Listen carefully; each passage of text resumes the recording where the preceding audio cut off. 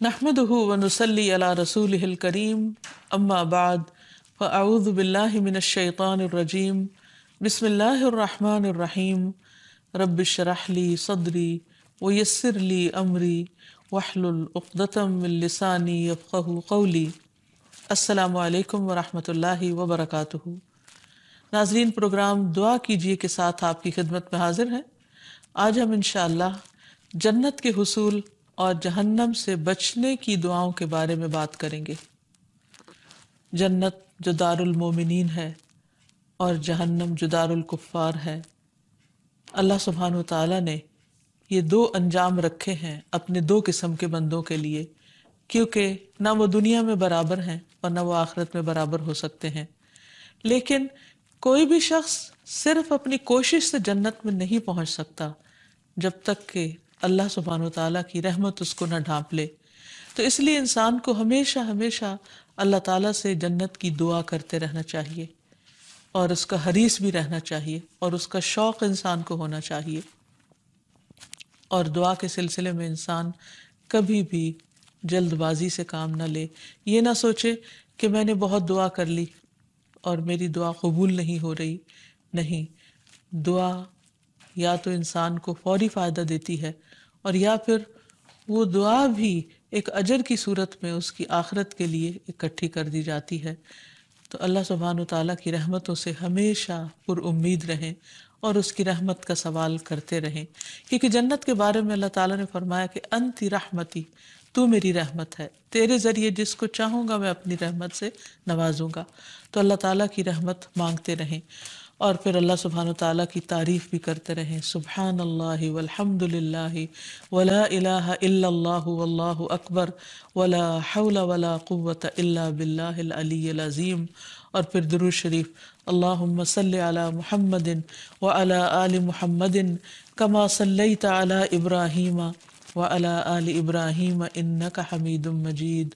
اللہم بارک علی محمد وعلی آل محمد کما بارکت علی ابراہیم وعلی آل ابراہیم انک حمید مجید۔ تو اللہ تعالیٰ سے دعا ہے کہ وہ ہمیں اپنی رحمت سے نوازے۔ تو جہاں تک جنت اور جہنم کا تعلق ہے، تو ہم کچھ باتیں جہنم کی ڈسکرپشن یا جہنم کی تفصیل کے بارے میں کریں گے، اور کچھ جنت کے بارے میں، اور پھر آخر میں انشاءاللہ دعائیں۔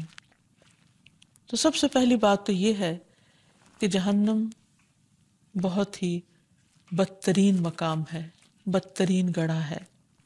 رسول اللہ صلی اللہ علیہ وسلم نے فرمایا، قیامت کے دن جہنم میں اس آدمی کو لایا جائے گا جو اہل دنیا میں سے بہت نعمتوں والا تھا، بہت نعمتوں والا تھا۔ اس کو جہنم میں ایک غوطہ دیا جائے گا، پھر اس سے کہا جائے گا کہ اے ابن آدم، کیا تو نے کبھی کوئی بھلائی بھی دیکھی تھی؟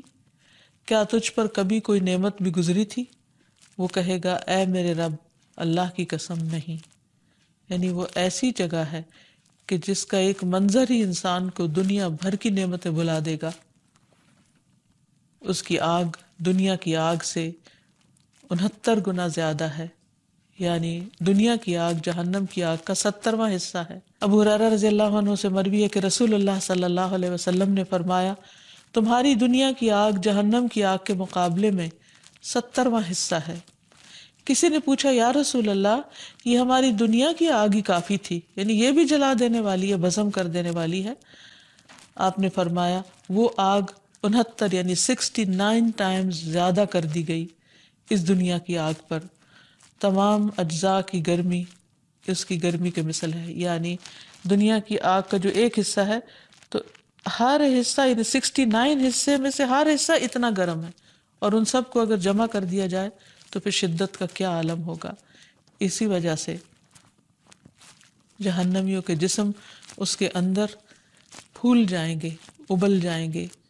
نبی صلی اللہ علیہ وسلم نے فرمایا کہ کافر کے دونوں شانوں کے درمیان تیز چلنے والے کے لیے 3 دن کی مسافت کا فاصلہ ہوگا۔ یعنی وہ اتنا موٹا ہو جائے گا انسان جہنم میں کہ ایک کندھے سے لے کے دوسرے کندھے تک 3 دن تک کوئی چلتا رہے اور تیز چلتا رہے تو وہ پہنچے گا۔ یعنی اور دیکھیے دنیا میں انسان کا وزن تھوڑا سا بھی بڑھ جائے تو اپنی جان سے بیزار ہو جاتا ہے، تو جہنم کی سزا بھگتنے کے لیے کتنی سخت مصیبت کا اس کو سامنا کرنا ہوگا۔ اور پھر یہ کہ جہنمی خون کے آنسو روئیں گے۔ رسول اللہ صلی اللہ علیہ وسلم نے فرمایا جہنمی اتنا روئیں گے کہ اگر ان کے آنسوؤں میں کشتیاں چلائی جائیں تو وہ چل پڑیں، اور بے شک وہ پانی کے آنسوؤں کی جگہ خون کے آنسو روئیں گے۔ پھر اسی طرح ان کا کھانا پینا زقوم کا ہوگا، اور زقوم کیا ہے کہ جس کا صرف ایک قطرہ اگر زمین پر پھینک دیا جائے تو پوری زمین کی ہر چیز تلخ ہو کر رہ جائے، ہر چیز کڑوی ہو جائے۔ تو سوچئے کہ پھر جس کا کھانا ہی زقوم ہو اس کے ذائقے کا کیا عالم ہوگا۔ پھر ایسا پانی پینے کو دیا جائے گا کہ جو آنتیں کاٹ ڈالے گا۔ سورۃ محمد میں آتا ہے وَسُقُوا مَاءً حَمِيمًا فَقَطَّعَ أَمْعَاءَهُمْ، اور انہیں پینے کو کھولتا ہوا پانی دیا جائے گا جو ان کی آنتیں بھی کاٹ کر رکھ دے گا۔ اہل جہنم کے لیے آگ کا اوڑھنا بچھونا ہوگا۔ لَهُم مِّن فَوْقِهِمْ ظُلَلٌ مِّنَ النَّارِ وَمِن تَحْتِهِمْ ظُلَلٌ، ان کے اوپر بھی آگ کے سائبان ہوں گے اور ان کے نیچے بھی سائبان ہوں گے۔ سب سے ہلکا عذاب اس شخص کو دیا جائے گا جس کے پاؤں میں آگ کے جوتے ہوں گے اور اس کا دماغ اس طرح ابل رہا ہوگا جیسے ہنڈیا ابلتی ہے۔ پھر اسی طرح جہنم میں انتہائی زہریلے سانپ اور بچھو ہوں گے۔ جہاں تک بچھوؤں کا تعلق ہے تو حدیث میں آتا ہے کہ ان کے دانت کھجور کے درختوں کے برابر ہوں گے جس سے وہ بندوں کو ڈسیں گے اور کاٹیں گے۔ اس کے برعکس جنت، تو جنت کا حسن کسی آنکھ نے دیکھا نہیں، کسی کان نے سنا نہیں، اور اس کی خوبصورتی کے بارے میں کوئی دماغ تصور بھی نہیں کر سکتا۔ اور جنت کا ایک چکر دنیا کے سارے غم بھلا دے گا۔ نبی صلی اللہ علیہ وسلم نے فرمایا قیامت کے دن اہل جنت میں سے اس آدمی کو پیش کیا جائے گا جسے دنیا میں لوگوں میں سے سب سے زیادہ تکلیفیں آئی ہوں گی، یعنی دنیا میں وہ سخت پریشان رہا ہوگا۔ پھر اسے جنت کا صرف ایک غوطہ دے کر پوچھا جائے گا کہ اے ابن آدم، کیا تو نے کبھی کوئی تکلیف بھی دیکھی؟ کیا تجھ پر کبھی کوئی سختی بھی گزری؟ تو وہ کہے گا اے میرے رب، اللہ کی قسم نہیں، کبھی کوئی تکلیف میرے پاس سے نہیں گزری اور نہ میں نے کبھی کوئی شدت اور سختی دیکھی۔ یعنی جنت ایسی خوبصورت جگہ ہے کہ اس کے اثرات بھی انسان کے دل و دماغ پر ایسے ہوں گے کہ ماضی کے بھی سارے غم بھلوا دیں گے۔ پھر اہل جنت کی صفات میں یہ بھی آتا ہے کہ وہ لوگ آپس میں نہ اختلاف کریں گے، نہ آپس میں بغض رکھیں گے، بلکہ ان سب کے دل ایک دل کی طرح ہوں گے، یعنی کوئی کسی کے بارے میں برا گمان نہیں کرے گا، سب ایک دوسرے سے محبت کرنے والے ہوں گے۔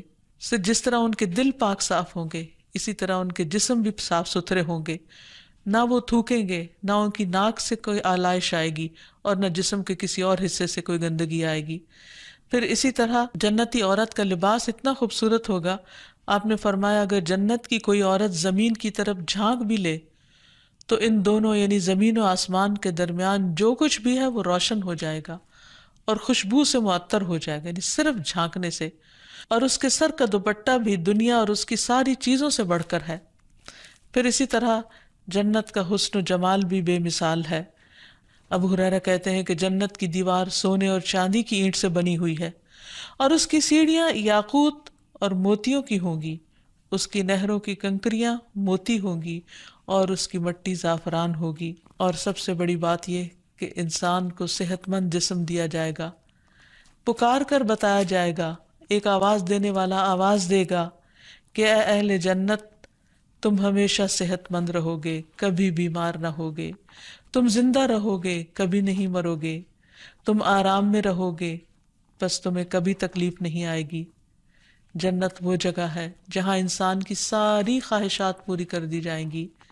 وَلَكُمْ فِيهَا مَا تَشْتَهِي أَنفُسُكُمْ وَلَكُمْ فِيهَا مَا تَدَّعُونَ نُزُلًا مِّن غَفُورٍ رَحِيمٍ، وہاں تمہارا جو جی چاہے گا تمہیں ملے گا اور جو کچھ تم مانگو گے وہ تمہارا ہوگا، یہ بخشنے والے مہربان رب کی طرف سے مہمانی ہوگی۔ وہاں سونے اور چاندی کے باغات ہوں گے۔ رسول اللہ صلی اللہ علیہ وسلم نے فرمایا جنت میں 2 باغ چاندی کے ہوں گے جن کے تمام برتن اور تمام دوسری چیزیں چاندی کی ہی ہوں گی، اور 2 سونے کے باغ ہوں گے جن کے برتن اور تمام چیزیں سونے کی ہوں گی. پھر اسی طرح